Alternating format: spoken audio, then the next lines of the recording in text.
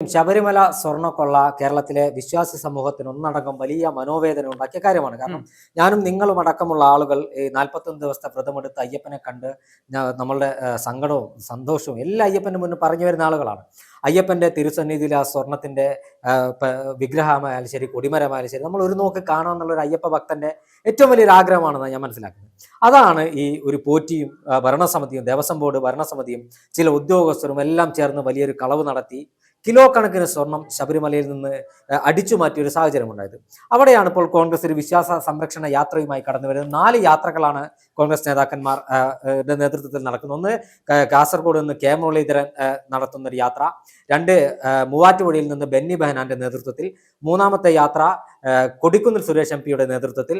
4-ാമത്തെ യാത്ര അടൂർ പ്രകാശ് എംപിയുടെ നേതൃത്വത്തിൽ. ഇത്തരത്തിൽ 4 യാത്രകളാണ് കേരളത്തിൽ കോൺഗ്രസ് പ്രഖ്യാപിച്ചത്. ഈ യാത്ര ചെങ്ങന്നൂരിലെത്തുകയും അവിടെ നിന്ന് വലിയ ഒരു യാത്രയായി സമാപിക്കുകയും ചെയ്യുന്ന രൂപത്തിലാണ് കോൺഗ്രസ് ആസൂത്രണം ചെയ്തിരിക്കുന്നത്.